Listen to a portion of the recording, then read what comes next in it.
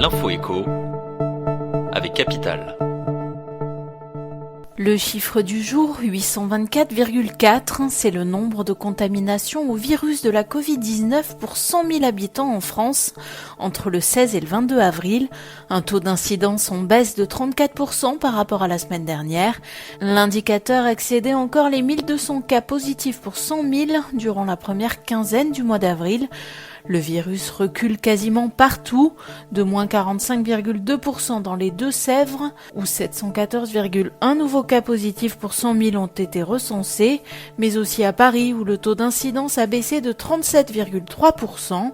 Mais attention à ne pas sauter de joie trop vite, car en Martinique, où le pic du dernier rebond avait été franchi début mars, les contaminations ont à nouveau progressé de 17,3%, 534,1 nouveaux cas pour 100 000 habitants y ont été enregistrés en une semaine. Le coup de gueule du jour pourrait être poussé par les partenaires européens de la France concernant sa dette publique. Depuis 5 ans, elle s'est accrue de 600 milliards d'euros, la crise sanitaire pesant à elle seule pour 140 milliards d'euros dans l'addition. Plus que son accroissement, c'est sa trajectoire qui inquiète. En février, la Cour des comptes s'alarmait des difficultés à la stabiliser à 117% du PIB d'ici à 2027.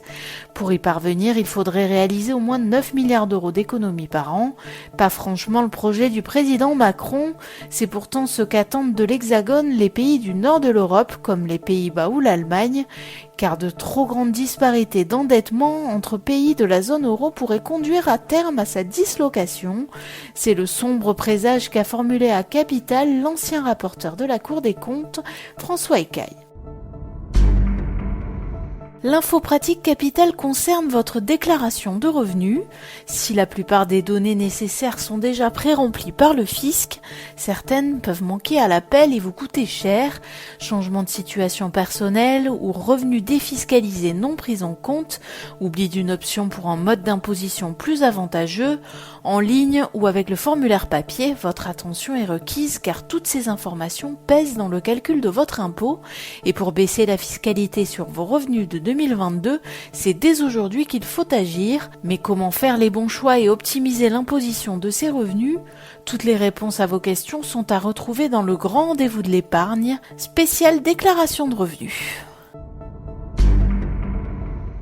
Et on termine avec un chiffre étonnant publié par le ministère de l'Intérieur, celui du nombre de procès-verbaux établis depuis 2010 pour des excès de vitesse compris entre 1 et 5 km/h.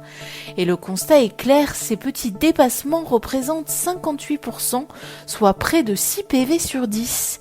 Une information dont se sont rapidement emparées les associations d'automobilistes. Ces dernières déplorent ce nombre excessif, d'autant que ces excès sont selon eux involontaires et rarement accidentogènes.